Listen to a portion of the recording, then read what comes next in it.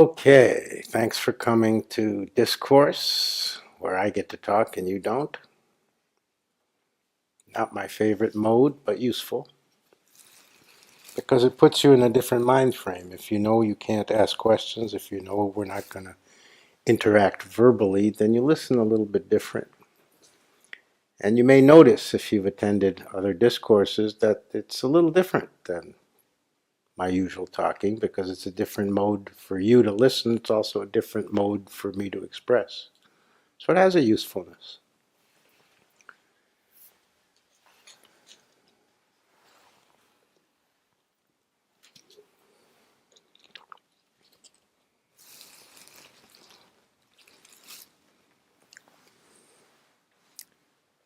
And for the hearing impaired, turn your volume up.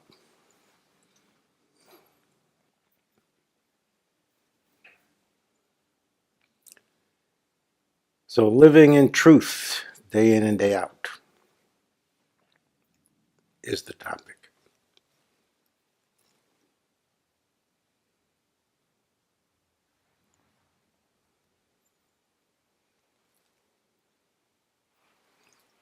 So first we have to ask, what does living in truth mean?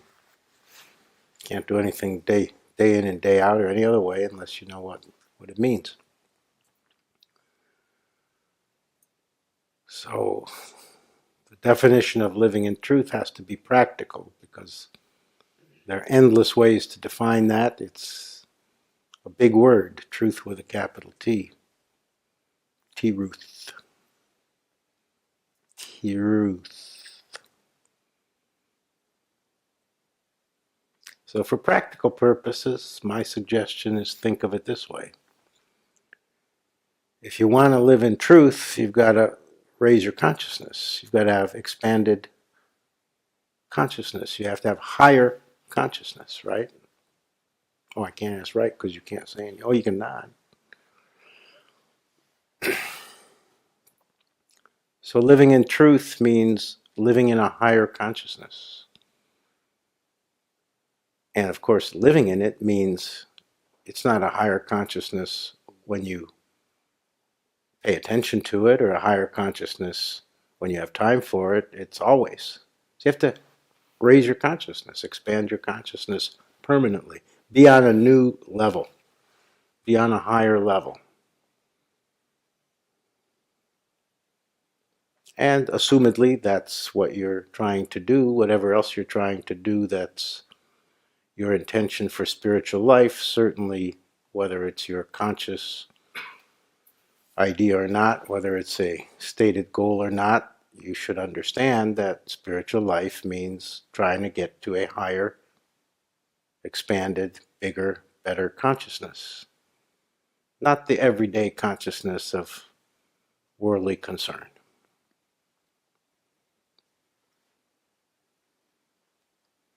And remember, whenever I say these terminologies, whenever I use the word truth, it's to me synonymous with all the other big words: God, reality, self-realization, cosmic consciousness, universality, oneness, and a few more biggies. They're all the exact same thing, because when you get to one, you've gotten to all the others. They are different approaches to the same thing, because different people are different. Whatever floats your boat doesn't necessarily float the next guy's boat. So some people are more interested in the aspect we call truth. Some people are more attracted to the aspect we call God. Some people are more intent on the aspect we call reality. But these are all emphases toward the same thing.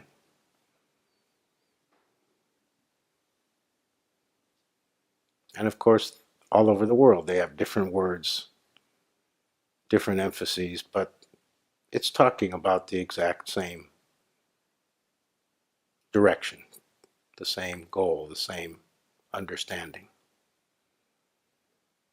So never get over involved in arguing about the words. Never get too concerned about somebody else's terminology. Just translate it in your mind into your terminology. And then there's never any dispute. There's never any war of words. Anytime anybody's talking about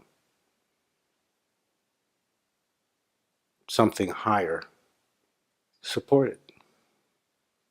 Don't argue about their choice of words. Let conventional people argue. You don't need to get involved. You take the spiritual way, which is understand and don't make a problem where there isn't one.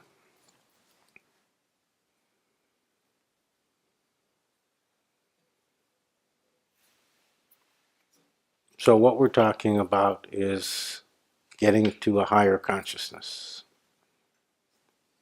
So that being defined and explained, we can move on to the other practical aspect. The other practical aspect is it's very difficult to identify how you live in truth. It's very difficult to identify what truth is until you know absolutely. So you have to start from where you are. You have to practice from where you are.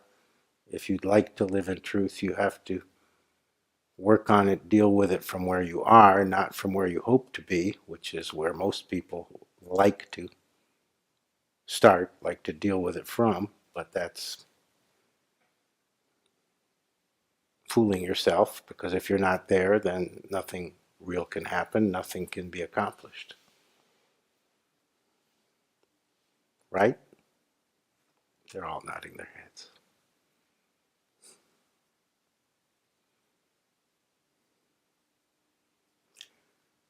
So rather than take the hard road and try to figure out what it means or how to live in truth, my recommendation is take the easier way, which is identify how you're not living in truth. And how you're not living in truth is a misnomer, not really an accurate way to say it, because you're living in something. You're attending to something, you're focused on something, you're paying attention to something. So it's not that you're not living in truth, it's that you're living in something else. Now, before anybody's mind wants to make the argument that, but truth is all there is, so you're always living in truth and you can't not live in truth, of course that's true, but that doesn't help.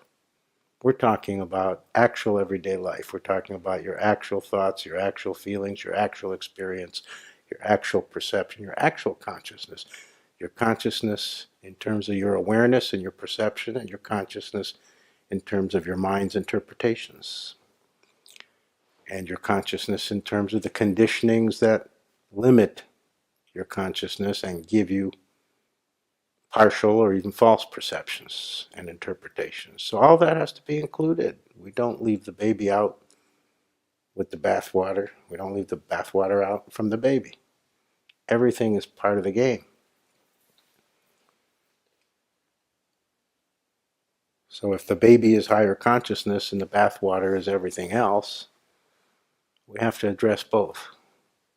To be effective, we have to understand the methods that are likely to have good results, real results. And the real results in this are by identifying what you're living in rather than living in truth. We accept that, of course, all of that is in truth. Whatever you identify that isn't living in truth, it exists in truth. But your experience of it, of course, is not that it's truth. Your experience of it is whatever it is. It's my daily worries, it's my frustration with my job, it's my fighting with my spouse, it's my dissatisfaction with my bank account, it's my worries, it's my anxieties, it's my addiction to overeating, it's my constant complaining about the traffic.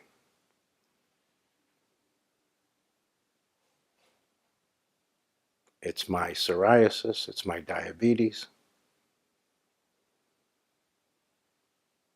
it's my hemorrhoids. I don't have any of those, of course, but actually I do have diabetes, but only the normal kind. It needs no monitoring or medication or anything. Just means don't eat cake for breakfast, which I don't do anyway. Not even pancakes, no kind of cakes. So you can easily think, listening to this, you can easily right now go into your mind and not have probably too much difficulty figuring out, identifying what your focus is. Because if you're like most people, no matter how we characterize people, it's true equally of disciples and of conventional people.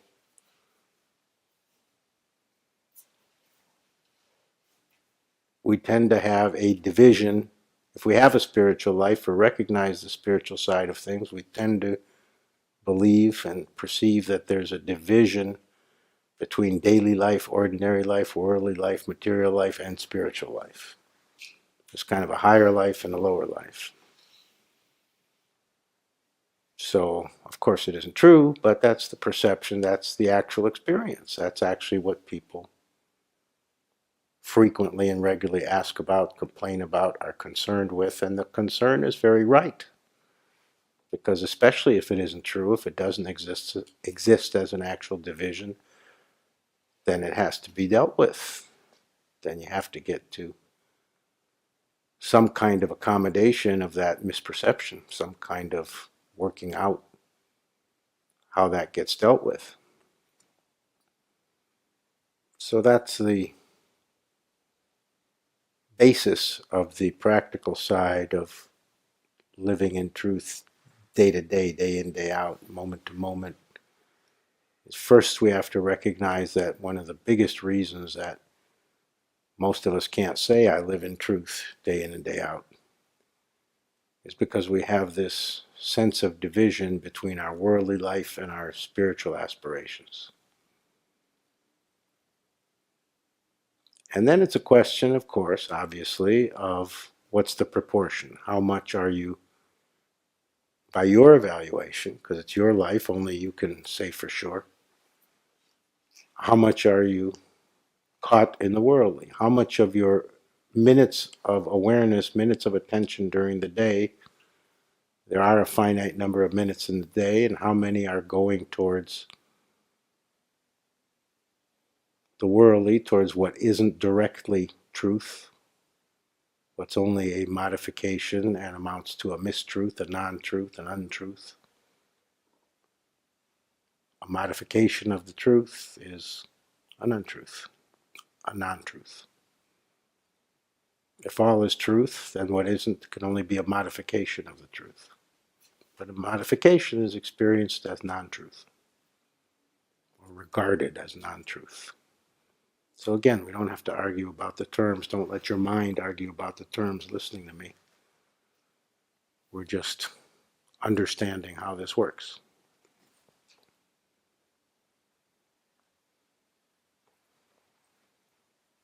So it's easy probably for you to quickly identify, well, I spend more minutes of the day on my worries, on my complaints, on my dissatisfactions, on the things I'd like to change that frustrate me. I probably pay more consciousness minutes during the day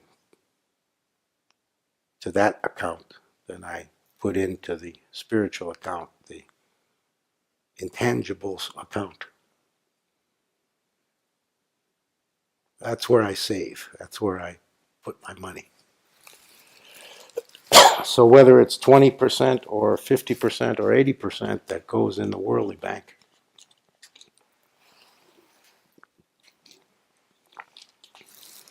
the point is the proportion is very skewed. It's not 90-10. It's not 90% is spiritual and 10% is my worries and problems and fears,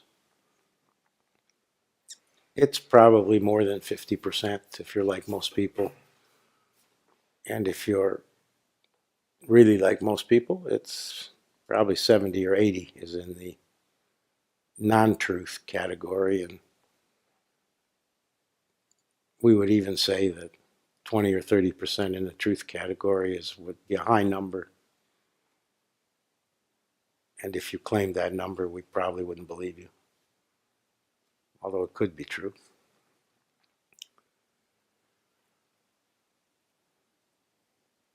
So think about it for a second. Living in truth, what are you living in? If you're living in non-truth, what is that non-truth all about? Some people live in their thoughts all day long, the ceaseless mind chatter that's common for the average person and even the average disciple. If most of your attention is bound up in that, then that's what you're living in. You're living in your mind chatter. And that is the most common place that people live in Western society, in their mind chatter.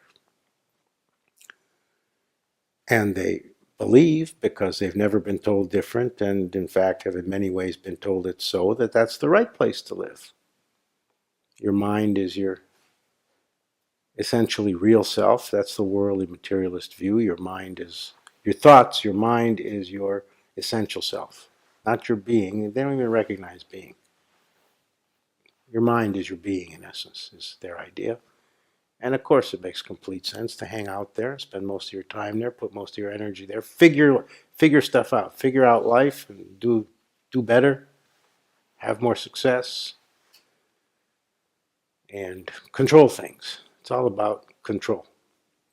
When you live in your mind, your motive is control, figuring out. And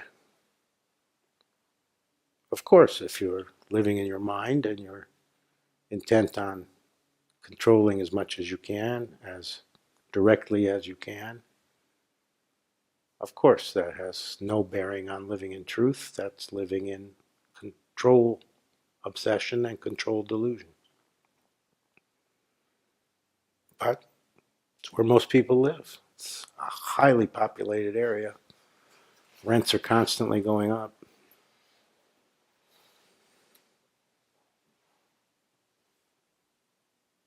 New edifices are always going up and being offered.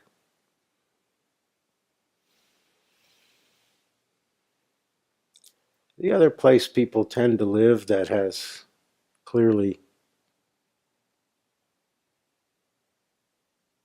an aspect or a characteristic of being far, far removed from anything you'd ever call truth is popular culture, Western popular culture. So how many people, you or someone you know, live in the notion that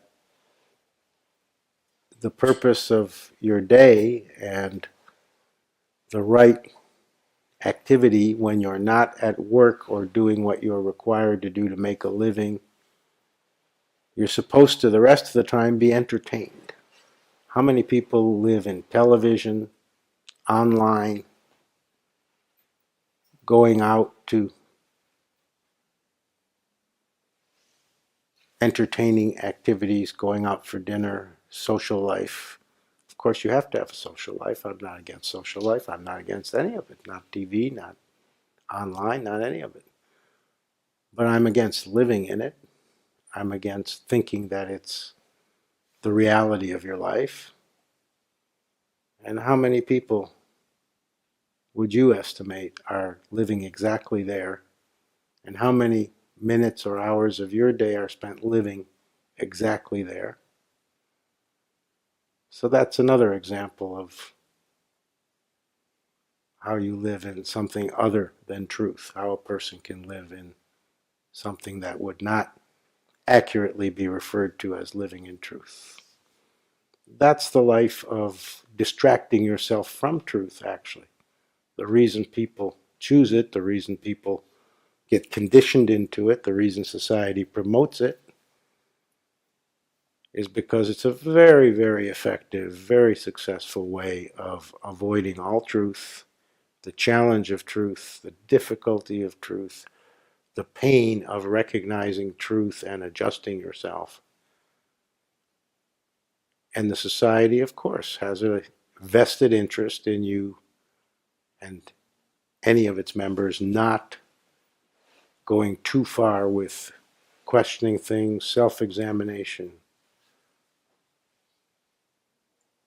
rocking the boat, questioning the status quo, because it's not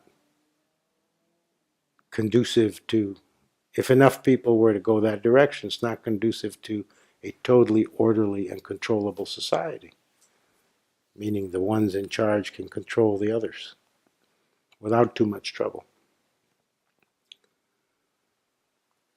So how much of your life, how much of the minutes of your 24-hour day minus your sleep hours, we won't count that.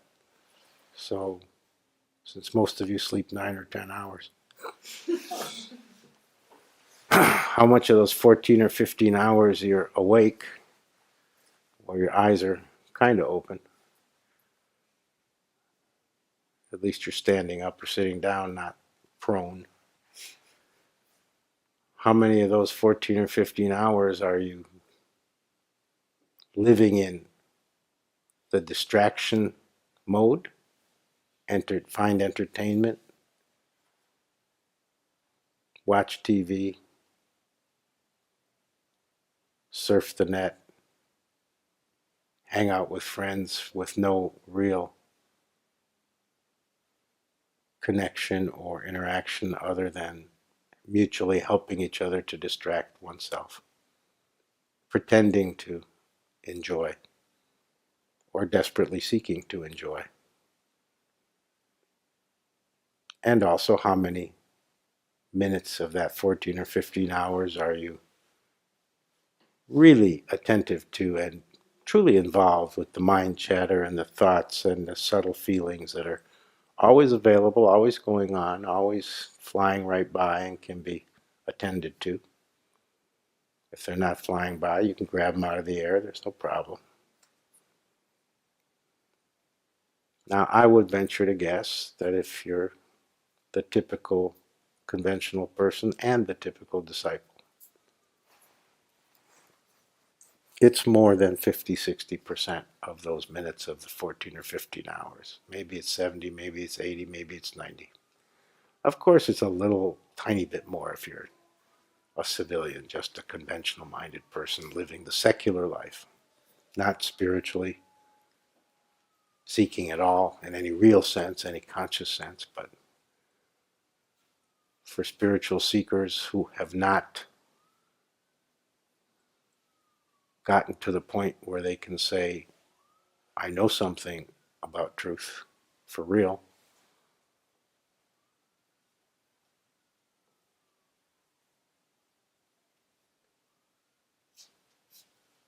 The number is a big one. So it's valuable to ask yourself to spend some time after this talk considering where you're living. If you are not living in truth, where are you living?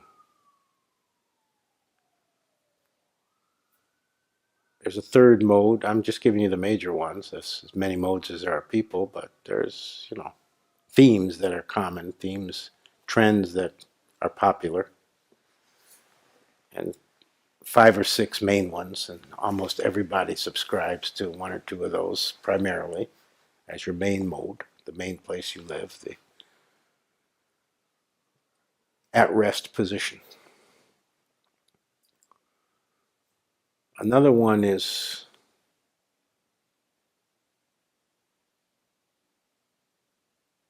the person who's not so much monitoring their mind chatter, but it's also a mental position, the person who's kind of lost in daydreams. And everybody understands this because everybody does this to some degree, but there are people who actually live there primarily you kind of have an ongoing running fantasy life. You imagine yourself something other than who you are. You imagine a life different than the one you have, and you kind of yearn for it. You kind of covet it. You kind of believe it's your due. You spend a lot of time at that windowsill imagining what that would be like, and after a while it becomes so much of a habit that you kind of don't sense it anymore as imagining and fantasizing and daydreaming. You kind of live there. You kind of just see it as, well, it's very similar to the people who never turn off the television. It's just always on, and you're kind of always watching it, and it's always endless reruns. There's never a new show on. It's the same show you run all the time, but you never kind of tire. If you're in that mode, you kind of never tire of watching it again and thinking about it some more and embellishing the fantasy, polishing it up, and adding a few new details once in a while just to keep it interesting. But if you haven't or aren't one of those people or haven't been significantly in that mode in your life, you certainly know people who do that, who kind of live in their mental imaginary world. They kind of have a distracted quality. When you talk to them, they generally don't answer right away. They say, huh, first, like you just woke them up. So that's another common one. And a fourth common one is people who live in, let me think of how I could say it. People who live in the anticipation of their daily relating, who kind of are outgoing enough and are relational enough, but they've fallen into this pattern, this way of being, this way of doing their relating, where they're not really relating in the moment. They're more anticipating every moment of relating before it occurs.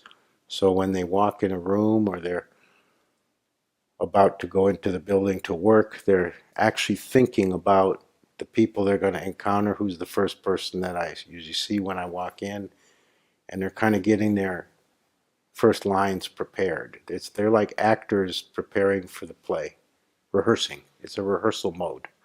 So they're always rehearsing their relating. They're always kind of relating to you before you show up. And then by the time you show up, they kind of have the script down and they just say their lines.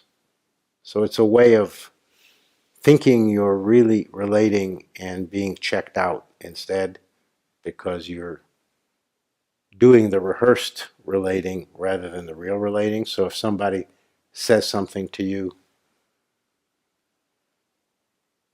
that isn't what you expect, you answer with what you expected them to say or ask. And you've heard this. I heard somebody do it yesterday here, where somebody walks in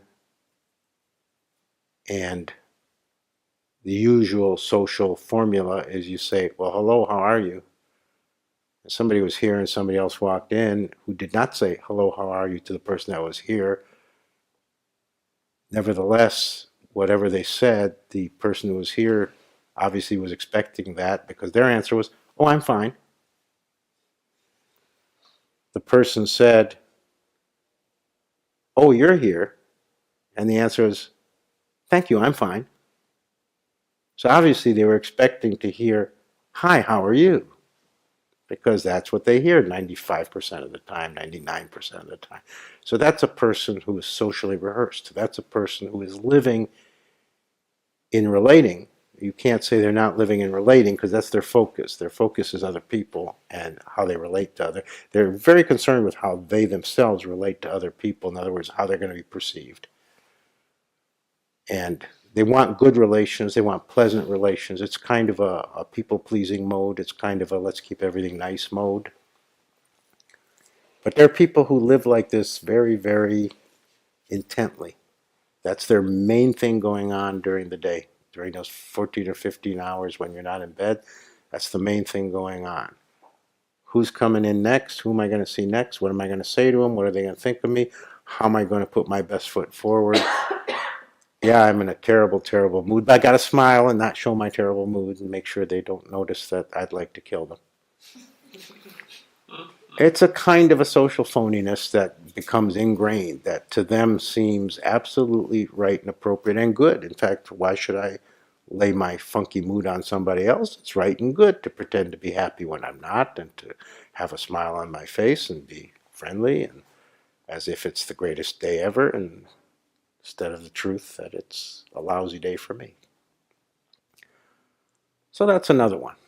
People have their favorites. People have what fits with their tendencies, what absolutely is comfortable for them or seems right to them, seems like there's nothing wrong with it, because these modes are generally not questioned. In other words, you fall into them early in life, you adopt them, they become standard for you, you're very used to them, you're in that sense very comfortable with them, and you never stop and notice what you're doing, and you never stop and think, is this a good idea, or how did I become this way? When did this become my main way of relating to life, doing life?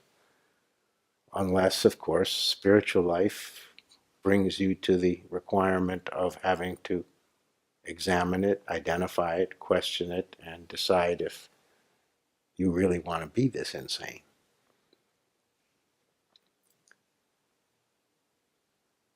So the alternative, of course, is higher consciousness. This, of course, everything I'm describing as main modes are main modes of lower consciousness, main modes of really not engaging with the cosmic reality, really not feeling yourself, sensing yourself, being aware of yourself as part of the greater fabric of life, the actuality of existence, but simply finding your little corner,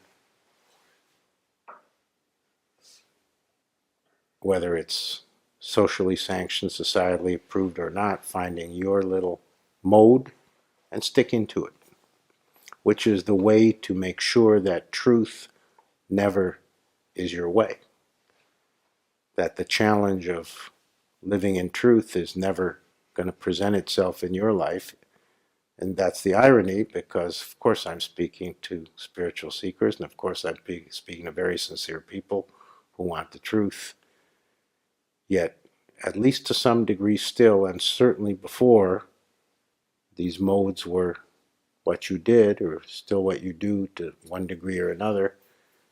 And you have to accept, you have to see the simple ironic fact of it, that you're seeking hard for truth, you're looking everywhere for God, you want it absolutely, but the mode you're in is a total barrier to any of it.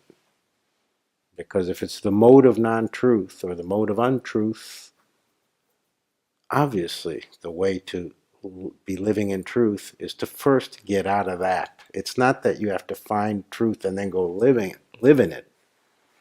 It's that you have to identify what the hell your address is now and move. Because you can't move to Schenectady from Macon, Georgia, if you don't know your address in Macon, Georgia, and you're not sure that you're living in Macon, Georgia. First, you have to know where you live. Right? They're all nodding. So it's an elusive concept. It's too simple, so you wouldn't come up with it. I have to point it out to you. The mind doesn't come up with these simple things that the guru does, because the guru is the real simpleton. The guru lives in Simple Town. That's why people from Simple Town are called simpletons. You thought they were called simplites, but they're called simpletons.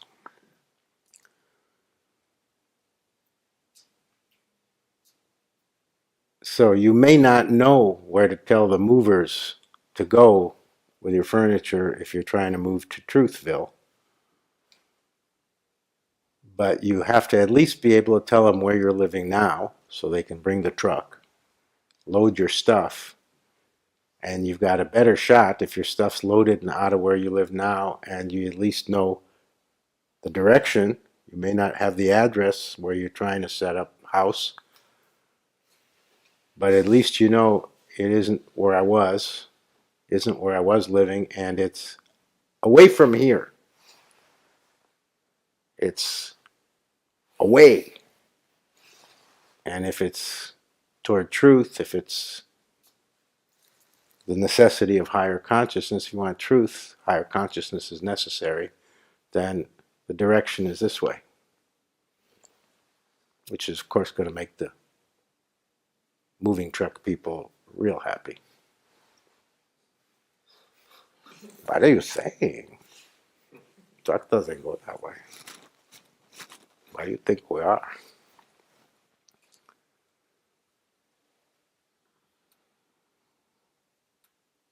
So first you have to admit to yourself the truth, that you're living too many minutes in untruth, that you are in a form of betrayal of your sincere and real and right and good spiritual intention and spiritual desire and focus on truth and desire for God. You're going against it in your everyday life by being too caught in what ultimately, in the scheme of the eternal and the infinite, doesn't really matter. Matters while you're here a little bit, so you give it a little, you give it what it deserves, a little bit.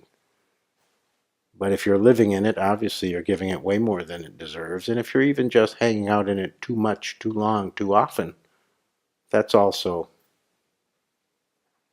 simply not in your best interest, simply doesn't serve your desire for truth, doesn't forward your attempt to move Godward, doesn't support it, may actually be a negative force for it, but at the very least doesn't help.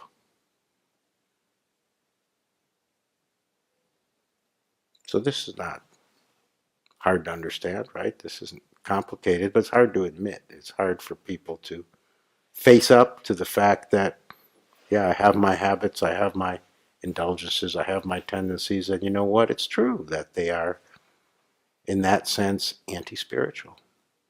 They don't help.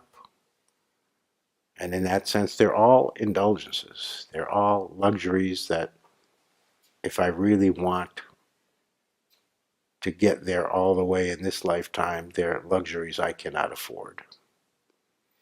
Luxuries, who doesn't want luxuries? Luxuries are alluring and enjoyable and satisfy in certain ways, limited ways. So we get captured easily. We get ensnared readily, and we stay there for years, decades, and lifetimes. And then the dawn of the spiritual quest happens for you, and for you, of course, it's already happened, and not yesterday probably. And then the issue becomes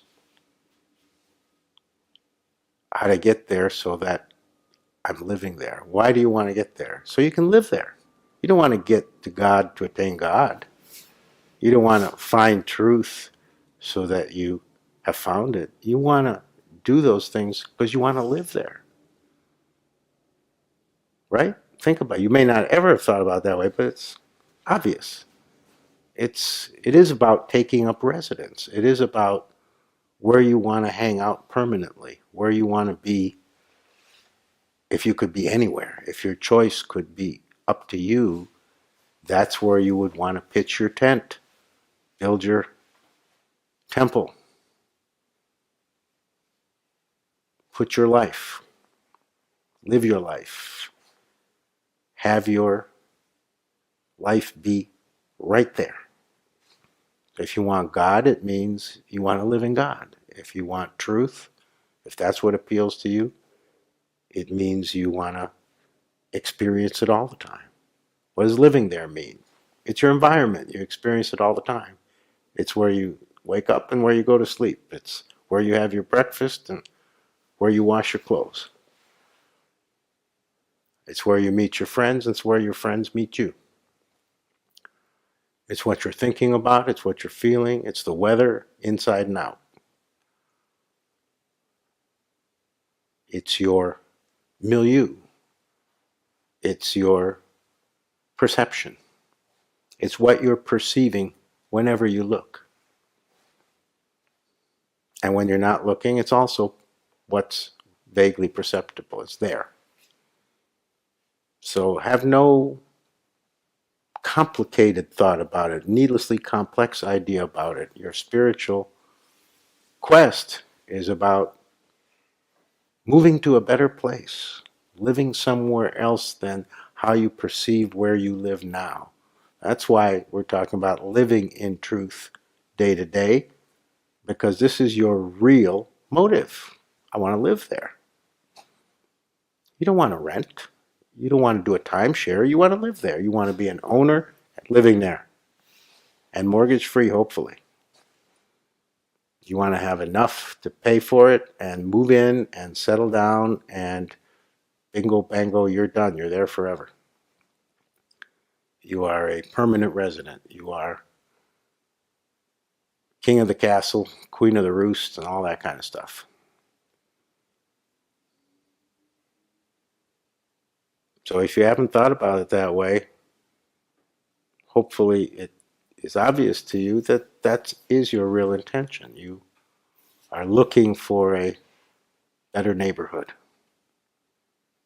You have woken up to the fact that the one you're in is low rent, high crime, and smells. And it ain't night blooming jasmine. And whenever you go for a walk, nobody's picking up their dog feces. So you know there's a better neighborhood. You know that it can be found. You know that you can, if you do the right things the right way, pay the right price, make the right phone calls, negotiate the right way, and do everything it takes, you might be able to move there. If you have enough spiritual coinage in the bank, you may be able to afford it. And of course, this is your actual set of motives. This is actually what you're trying to do. So the road to higher consciousness is simply moving to a better house, bigger and better, more full of light, not so dark, more on a higher plateau. It's up at the top of a hill, not at the bottom where all the sewage flows down on you.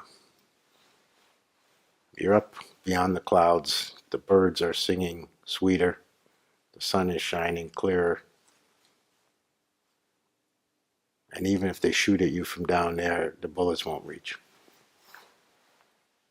You want higher ground. Higher consciousness is higher ground.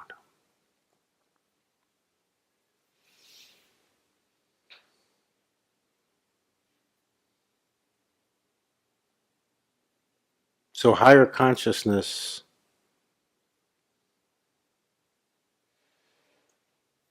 has already happened to you, but it's the least higher consciousness.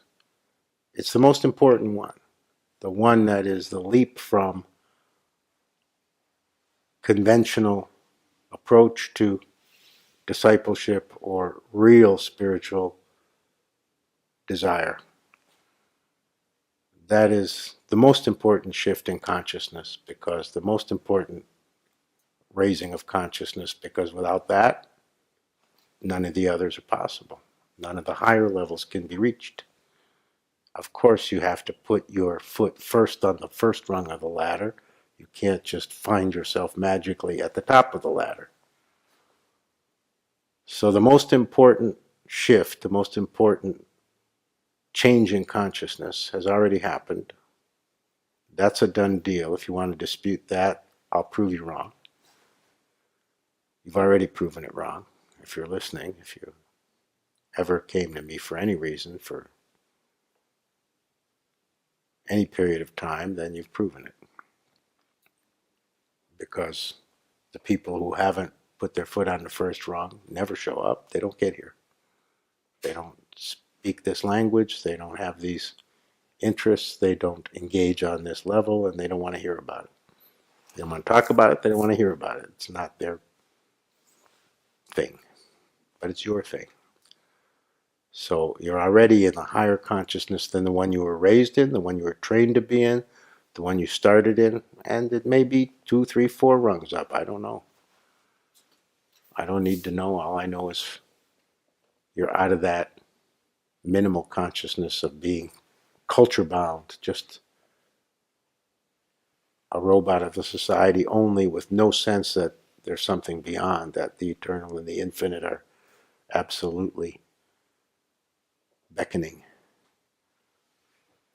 But of course, you aren't going to settle for the shift that's already happened. You want many levels up. You don't want to be on the elevator that stops only on the second floor. You want to get to the penthouse.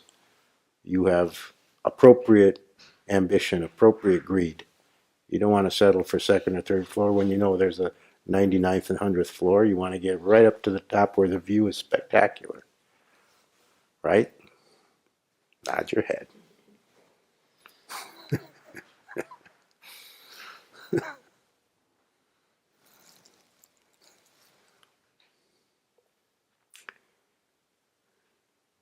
So,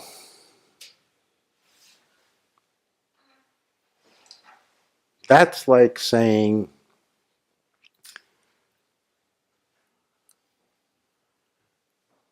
if you're a sprinter, a runner, that's like saying, I want to be Olympic level. Higher consciousness is Olympic level. Remember, Olympic is Mount Olympus, comes from Mount Olympus, the home of the gods, the Greek gods. I want to be Olympic level, but I don't want to work hard. I don't want to train very much. I'll train a little bit.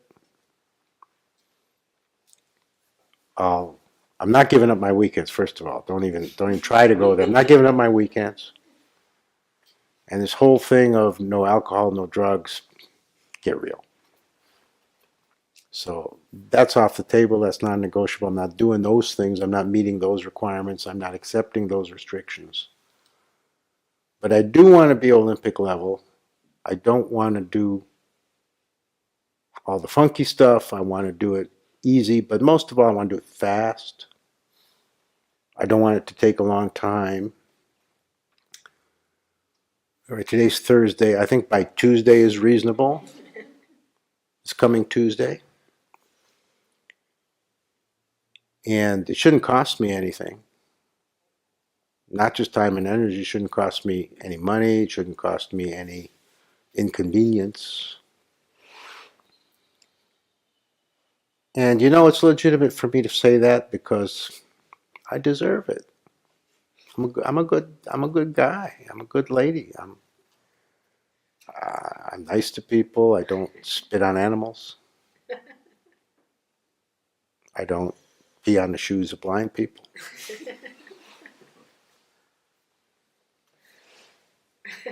I don't fart and blame someone else. At least not since age 15. Generally, I'm a good person. Generally, I have good intention. Generally, I try to be nice.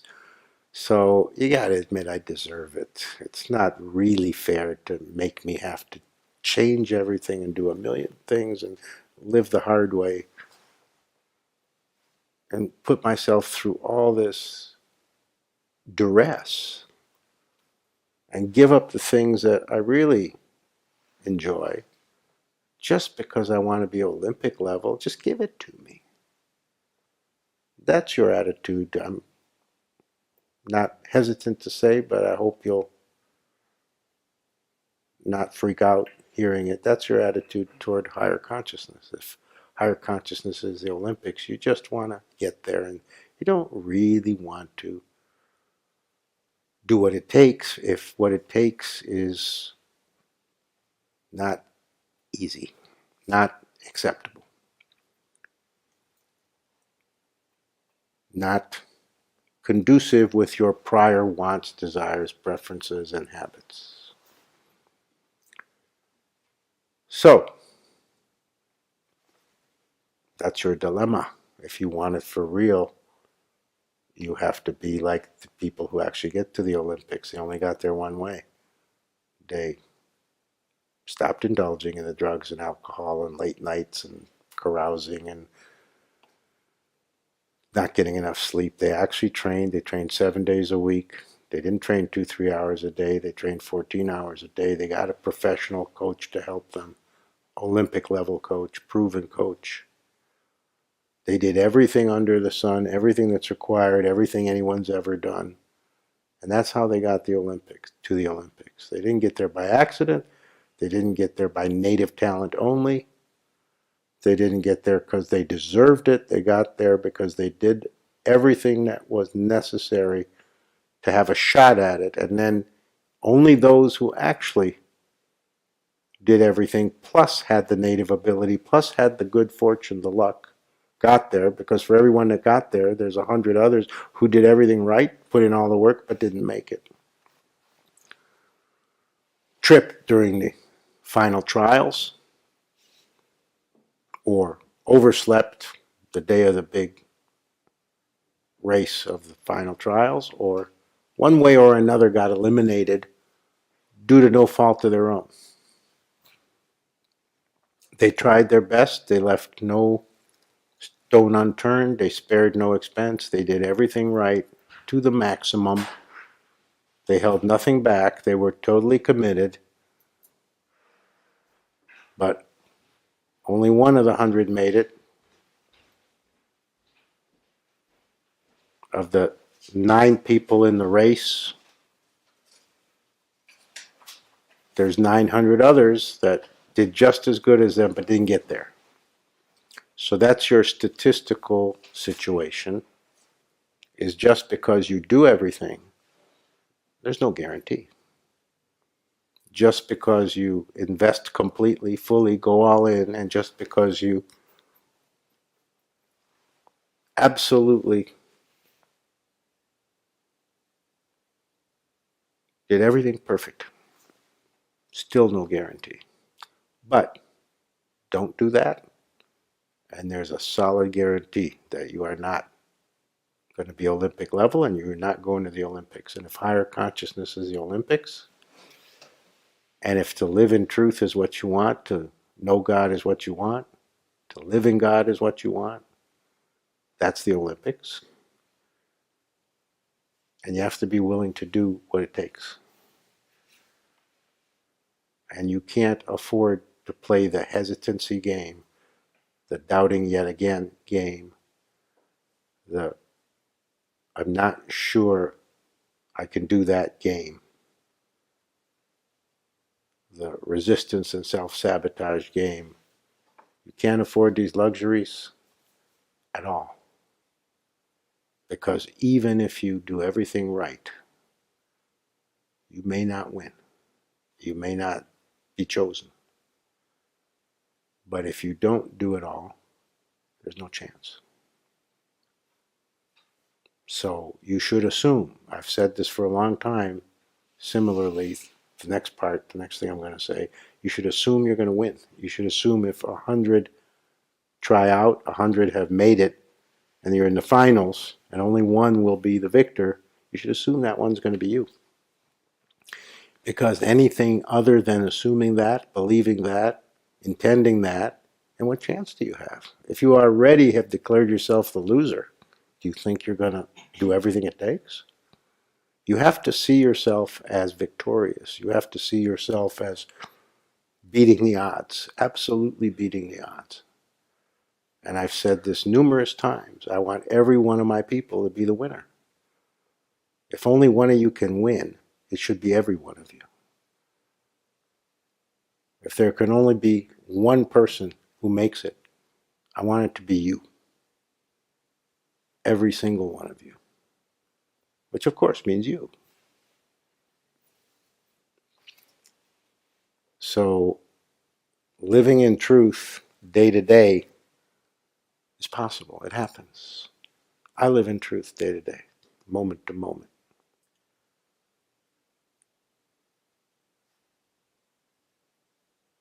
Come on, get real.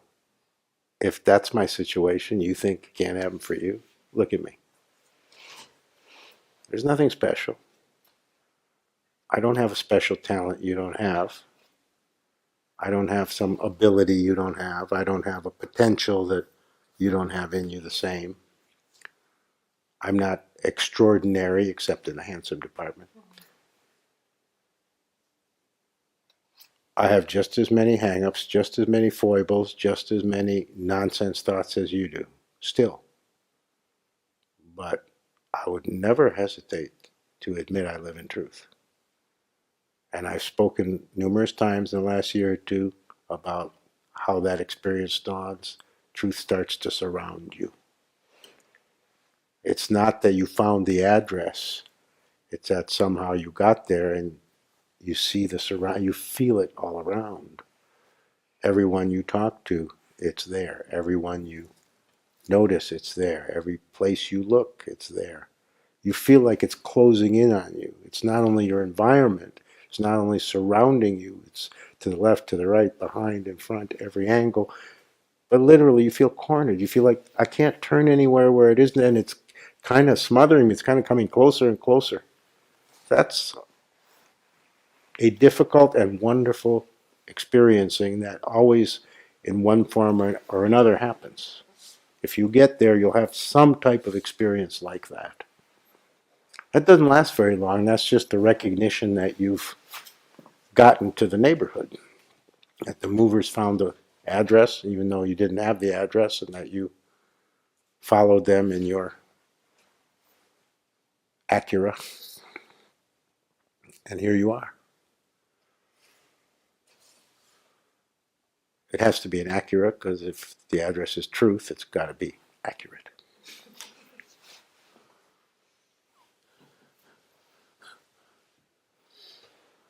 Dave Raj really liked that one.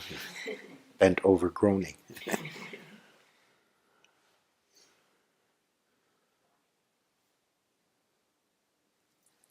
So I can't talk to you about the details, the methods, the actualities. Of course, it's all I ever talk about. But for this, I was almost going to say conversation, for this discourse, I can't talk to you about the actual topic directly, living in truth day to day, because you wouldn't hear what I say, what I would say about it. I can only talk to you the part you'll hear, the part you're ready to hear, the part you're willing to hear. So you're willing to hear how you're not living in truth, because you always think there's something wrong with you, and that seems to fit with it.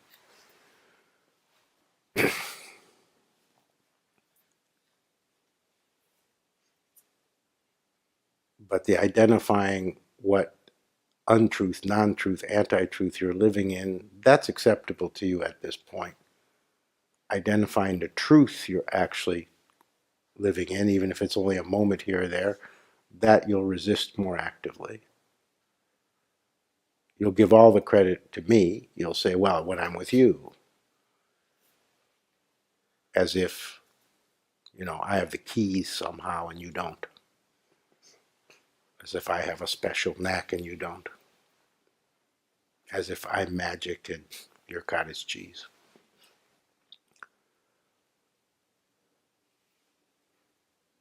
So I would love to talk to you about living in truth day to day, even better moment to moment. I would love to give you the details on how to do that, but there's no point. Because until you demonstrate the willingness to do what is required, why talk about how to make it to the Olympic trials and actually get to the Olympics? If you're talking only to people who are not going to do what it takes yet, You don't talk to them about how to get to the Olympics. You talk to them about why they have to get a more serious, better attitude and make a decision whether they really want to get there, which means you have no choice. You will have to accept doing what it takes. Your refusal doesn't work. If you're serious to get there, refusing to do what it takes is plain stupid. Simply a delay, a postponement at best. So you have to get clear about your real purpose, the really real purpose. If truth really is your purpose, if God really, really for real is your purpose, you can't afford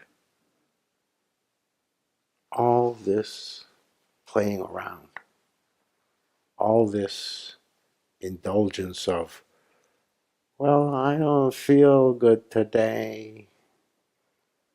Don't ask me to do that today. Call me Tuesday. That's not how you get to the Olympics. I can't ask you because you can't talk, but if I could ask you, I'd ask you, have any of you actually ever met an actual Olympic champion?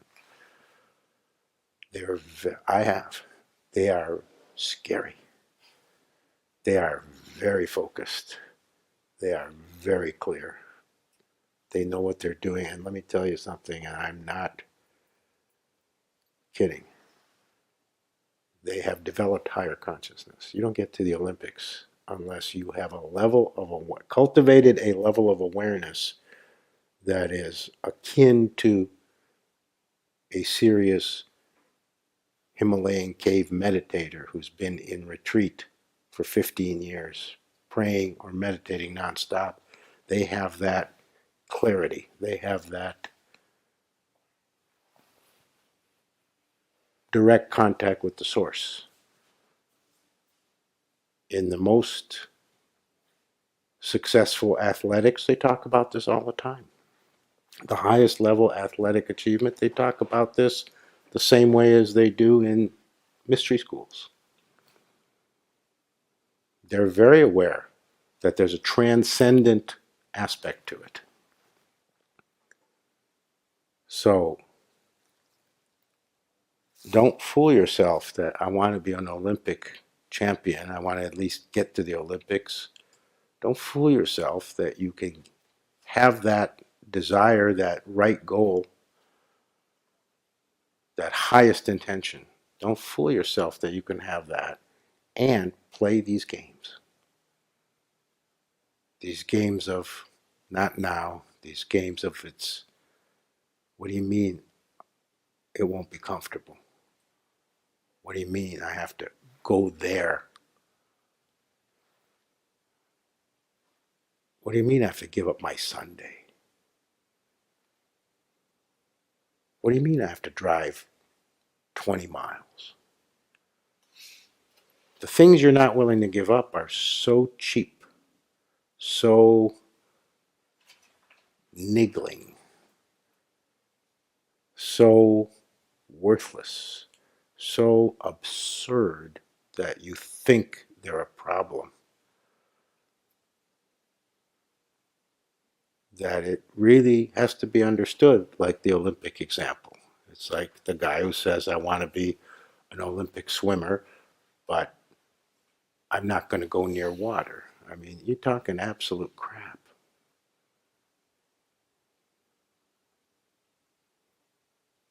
So I want to talk to you. I want to talk to you very, very, very in depth about how to live in truth day to day. But for me to be able to do that, you have to be ready. You have to be willing. You have to have the ears to hear it. You have to understand that language. You have to cultivate higher consciousness and achieve it. That means you have to get to the Olympic level, and that means you have to decide whether you're kidding yourself or whether you're willing to do what it takes. If you're willing to do what it takes, I can coach anyone right to the gold medal. I am the coach of coaches. I can guarantee you Olympic entry, and I can pretty much assure you that if you're capable of Olympic victory, my coaching will do the job. If you have the talent, I've got the ability. But you got to want it more than you do right now.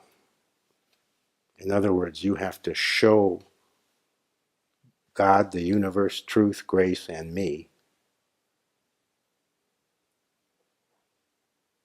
Sounds like a band, doesn't it?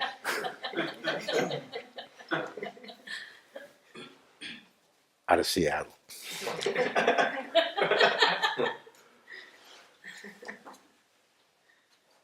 That you're willing to do what it takes.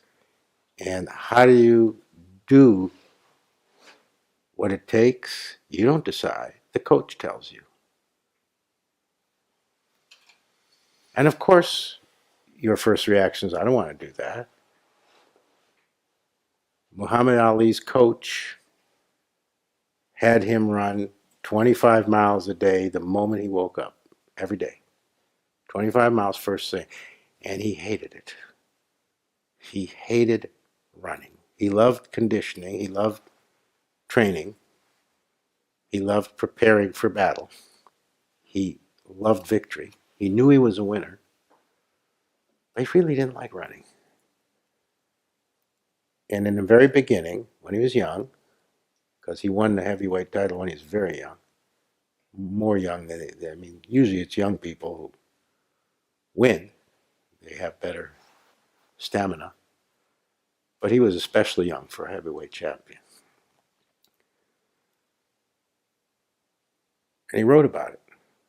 His coach wrote about it. And he said, in the beginning, he really argued with the running part. Running 25 miles, first thing.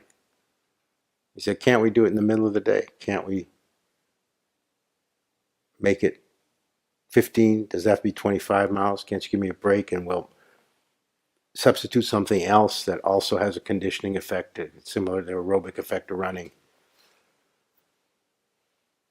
And his coach sat him down when he was a young man, before he won the title, and said to him exactly what I've been saying to you. Kid, you say you want to be heavyweight champion of the world. You got the talent. I'm your coach. You know I've coached other heavyweight champions, people who made it. I have that track record. You trust me. You know I know what I'm doing. You know you're not going to find a better coach, and I believe in you, but your attitude isn't right yet. You're not willing to do what you don't like means you don't have a shot.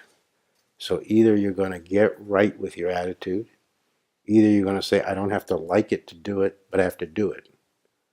Either you're going to say, I'm going to do it whether I like it or not, and as long as I'm going to do it and have to do it, I'm going to do my best to like it, and at the very least not hate it or resent it, because that just drags me down, makes it more difficult. I'm going to cheerfully, optimistically do it, because it has to be done if I want that heavyweight championship, if I want that title, if I want that trophy. So kid, decide really, for real, once and for all, do you want it or not? And if you do, if you really truly want it, if that's crystal clear finally, I know you think you want it, I know you've been wanting it your whole life, but get crystal clear. And if the answer is yes, then you can't have any other goal, you can't have any other focus. You have to be one way only, single-minded, one-pointed. And you have to do everything I tell you. And you can't fight with me, you can't resist me, and you can't be in a struggle in yourself about it, because that will just ensure that you never win. And if that's what you're going to do, why bother? Then don't run. Then just enjoy yourself. Do what you like. But if you want to win, if you want that title, if you want to be world champion, if you want to reach the goal, make up your mind.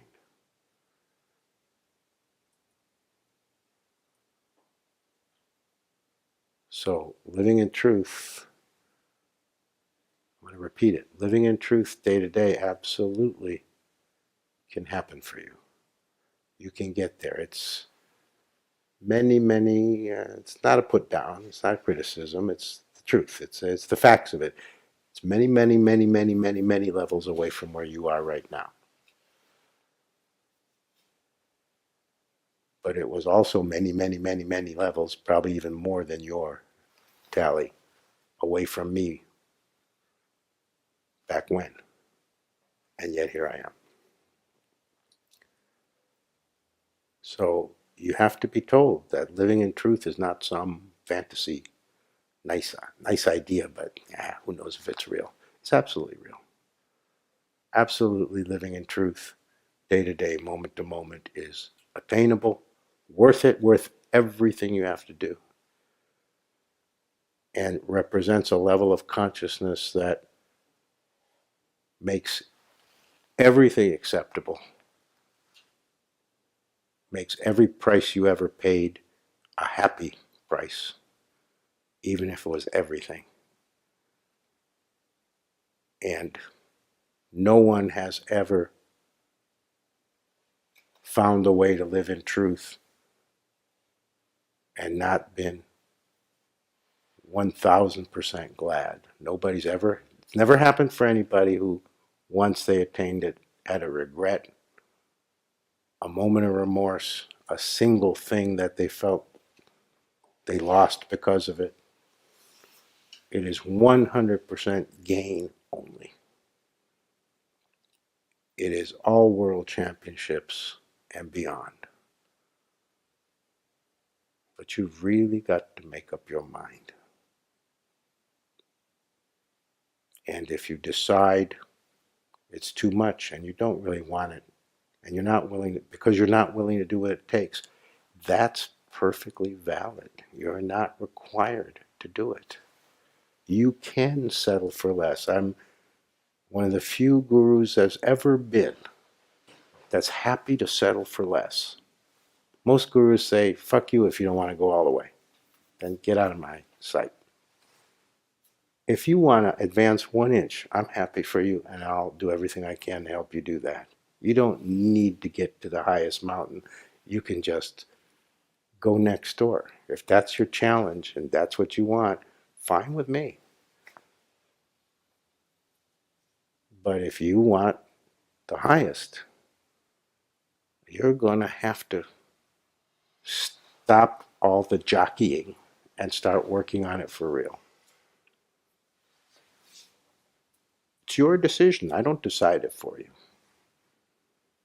But if you decide for it, I'm absolutely thrilled to be in your corner.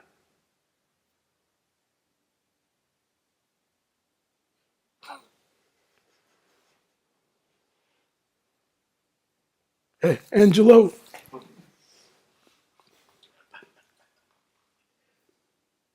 That's what floats my boat. Being in your corner, being in the corner of those who really want it and are willing to do what it takes.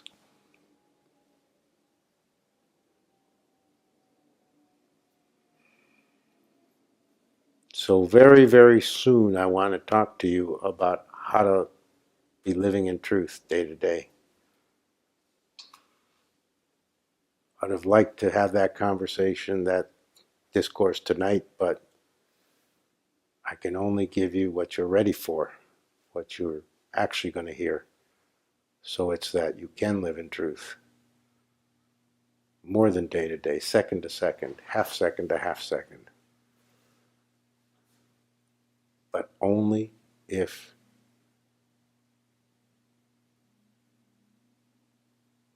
you don't even have the slightest no rise up in you toward what it takes. Only if you are truly, truly committed. But none of my people don't have that capability. You all do. I'm just waiting for you to make up your mind more for real.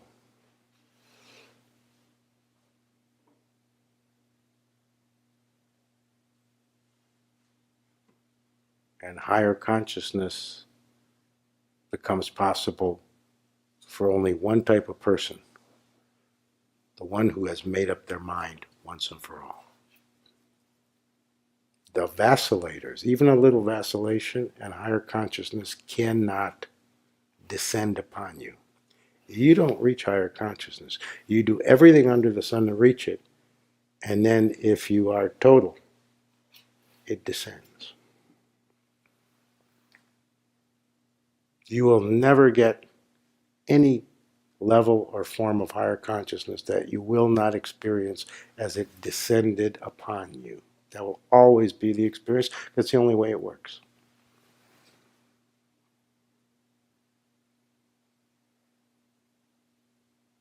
But it isn't free. It doesn't descend accidentally. You have to do your side.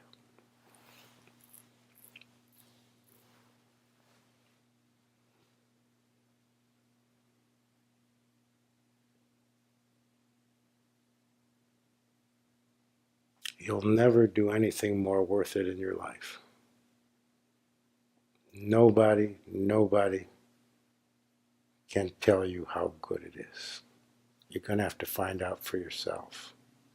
Because it's so good, it can't be expressed. You just have to get it. Why not you? Why not you? Somebody has to be world champion. Why not you?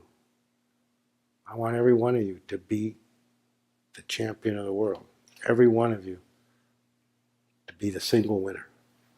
There'll only be one winner. I want it to be every one of you. If that's not your attitude, you won't get there.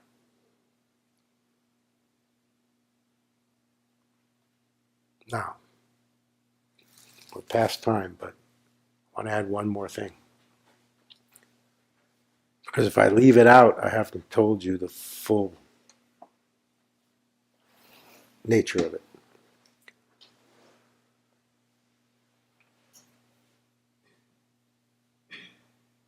It was never my intention to win. It was never my attitude to be the champion. It was never my thought that I should run the race and I should be victorious. It's just not how I thought about it. It's just not how my mind works. But I did want it totally. Everything in me wanted reality. I was not willing to settle for less than reality itself. I really had that single-pointedness. As far as I was concerned, what is this life worth if I don't get to reality? So I just want you to understand that I've talked about this in a certain form for you to be able to understand it, for it to be intelligible and comprehensible. But it doesn't have to be in exactly that form. It has to amount to the same thing. Because for me, if I listened to the form I just talked in, I would feel like, well, that doesn't have anything to do with what happened for me. But it does. It's exactly what happened for me because I wanted it that much. I wanted it 100%. And I was willing to do anything and everything, whatever it takes. If it meant I had to cut off my arm, I would have cut it off. I can only tell you that I know I would have. It didn't come up. But had it, you'd be talking to me like this.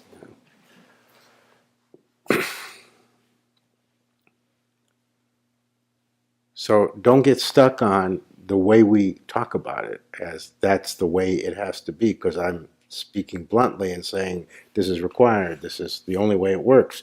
But that doesn't mean that the form of it has to be exactly one way. Of course it doesn't mean that. So don't get stuck with wrong understanding. Don't be simple-minded about it.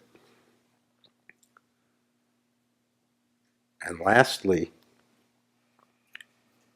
the only reason I made it, the only reason I can say to you now that absolutely I live in truth,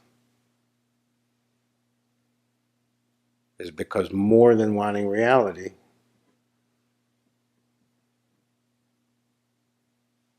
I was so in love with my master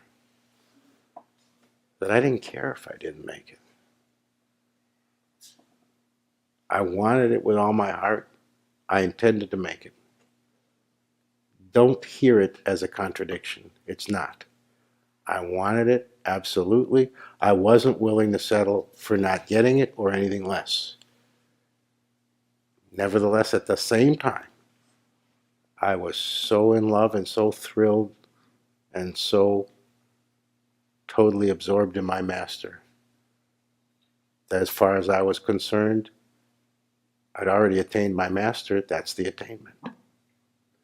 I don't need to get to reality. I don't need anything else. I already have more than I ever imagined, more than I would ever dared think I could have. It's not a contradiction. You have to want it with your whole heart and soul.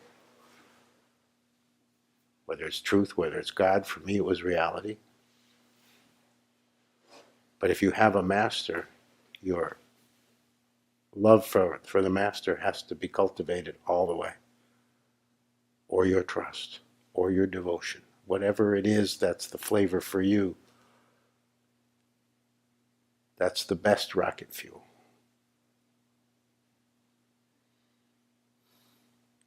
Every level of higher consciousness, any level of higher consciousness that I've, through grace, received, that's descended on me, if I had to give one explanation, it's because I loved Osho that much. So you are disciples. You have the benefit of that possibility. You have both wings available. One wing is you're decisive and you know you want it and you stop playing games and you go for it. And the other wing is your love for the Guru. And with both wings, your chances of flying higher improve vastly. That's the benefit of discipleship. You get two wings instead of one.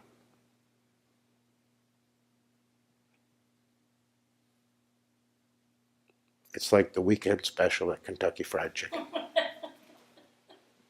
Extra wings.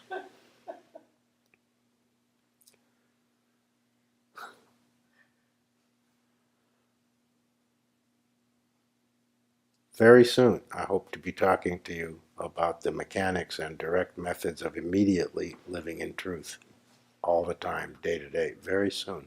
Don't keep me waiting. The sooner the better.